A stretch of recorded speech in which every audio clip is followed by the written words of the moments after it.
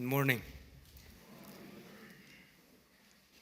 Some kapang atam kangawa thada.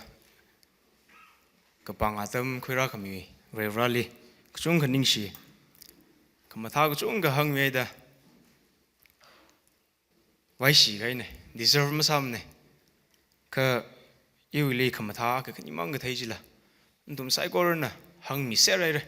Ntum gwaim leiture. Deserve masamne yang waishi nai. Ari ang yaina mimsa ka paukuijinwa. If you hear bad things about me, it means I'm alive. People only talk good things about dead people. Tức vì hay quá. Mi thì cái này cái phá cái chung không tùy gì đấy. Yêu hiện ninh mong cái. Cái phá chung nào rồi chứ, chung nào không tùy mẹ đấy à. Ring phá này ninh xì này. Về vali ninh xì. Chính gồm cái thùng. Dharma ka. Về rau lùm sân cầm miệng ngay nè, chính riêng nè, cụp sân sẽ khai chịu vang. Khi chỉ khang nghe giáo của hôm mà, assistant pastor, board of deacon, department we cái thana bing, rắc dịp tức là về rally shit cái sân à, mà sót nó tụm sai cô rồi, yêu ring cái pa, ning cái gì, tụm sai cô rồi, milak tới lấy cô. Bangalore li iwing sot no chung makeup ko chi hi Bangalore li leidele Bangalore nang sa de le iwi autumn wi katam ga shu journey la kala ministry khare hi la Bangalore li hopagaw gi da atam gi da Bangalore hi vai iwi mirin li phaningong ching ra gi hi hangai de le in sa ga hai li lang mai khar da nu thum na shepa sa mi ga hai nu thum na ko tom mi ga hai chung mai khar re we ran an thum ni chung mai khar da so mi ron nu chi hi hangai mi ko mo sa hau gi da ma wa ko sung ma ka ko sung hi wa lei phulung au gi da arwila nu thum sai ko ru manga le pheu mi khawai ang ka lu shi te le ko pheu ming rok ta nu thum mi pheu khami mangai na kala ko tom khami mangai na iwi ministry manga song la manga wa mai ron nu chi la nu thum ni pongai sin ne ili ministry khare phegar ga khuena machin mi ga haya kala phegar ji se mi khaya iwi otsakruma bing oja khani iwi musot now sakruma evangelist bing board of deacon bing thum sai ko le nu thum nei li tam ji thei gai rasang sa ga hai thei khwing sa khai sai ko ri mi rin wang aman sak make up gaje ministry experience ng sa dali panglan sa mi dak le department youth department women prayer sales being tang now being kala rajang dak le shit kasang members le shida maran mi dak le dum sai ko ri uglungai na ning shik chunga phongshok lak ta lei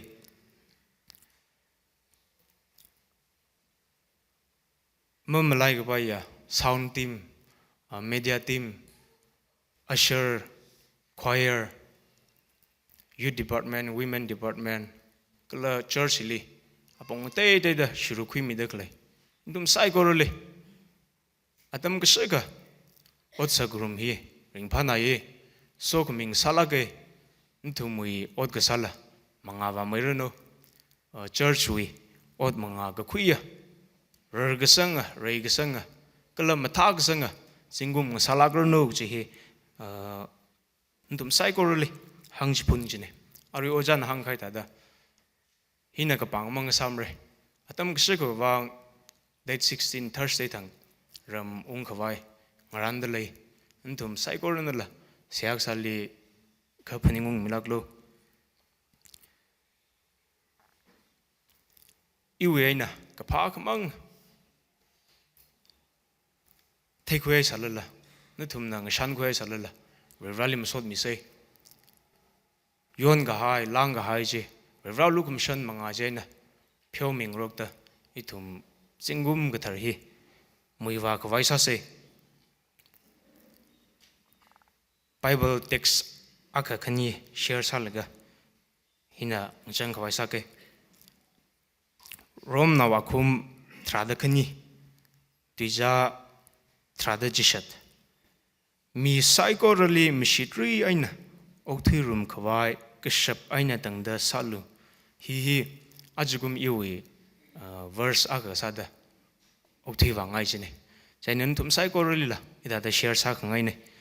English aina pa ga mathamoi lui if it is possible as far as it depends on you live at peace with everyone da kabi hailak tale Paul na thai it's not possible hiva mikumo aksada morai ko punga ogu thuili ok thiogi da mi ko tongali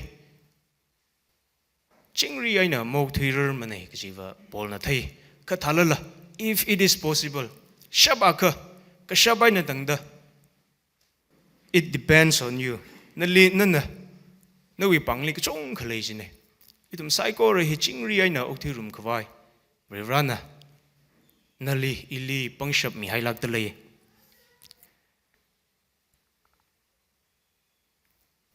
nali pangshap mi ga hai ili pangshap mi ga hai ji si chin laga ka shabai na tangda mi psycho re hilirak zip tak lei shit ka sang naw bingli la nawi khongnai naw lila nawi shimmu pulila na shawa lila na jinang ra lila ka shabai na tangda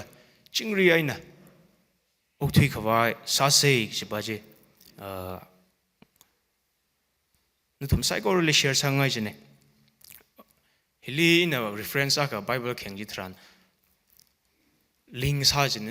nutum okthi wi machina da ka bi hailak tale machi wi kan khana ko chong khlai kha machi wi kan khana akmang hangai han ga hangji thran kashagaza ga hangji thran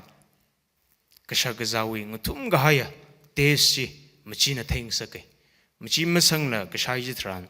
tes ka chung kham lai mane ithum vreshina wa ga sada revrali odram khang cha hina ithum ko tong odram nga cha shar lak tale revrali odram khang cha thran mi ka chung khuwang na hi machi thada odram nga chalak tale mi kai khuwang wa na hi tum nara mi kai khuwang wa na hi lamting haira mi kai khuwang wa na hi alung alaya na machi hanli machi ka sangji thran kai khuwang wa khanai Christmas li ithum phaja khong mi thran meeting khana machi hi cha nai re dam hanglak mane machi chap cha da lai machi tum na ye machi ma tum nei gi ayu gu thum nei lak da lai ithum na ot ka sa je thran revrali odram khang chei je thran chi tha da mi ku mo ayu mi ku thum lai thalala revran hang dak leiwa thalala mi psycho role chingri ai no thi rum khwai ka shap ai na tang da nali mi ga hai thang khamai awar si chin na ga salo je je idum psycho role hangai da lai iwi service le in sa ga ai le nthum ku chung khawang ma ga pen ku chung khlai ra kai khawang wa ka pha aka thai kui laga ningyang khong lai ra kai khawang wa lumra su ai na thai ku kui lai ra ka ina odram ngachara ga hai li ka shap an tangda mi ka tong khali chingri ai no thi rum khawai da hot na lak hai ne hot na fura rakra singum hili ministry sa wagi dak lai li chita da hot na laga ithum odram ngachurum share khawai sa sei nthum lila chita da odram khangacha mangai na ndum ka tong lila sok ming sarano kala khanauli rajangi dak lai church li odram ngach rada nganinga ga ya Oja Shan Yolila. All the best hangai nawi ministry la manga ga kuya manga khawaya thangmai ga sanga tam ga kuya ministry ngasaronok ji hangai seha ga sali itum paningung meeting se hina khanau maning ne atam cha khamaili pha khamaili itum sampang ka waisa se ji hangai ningsila ga re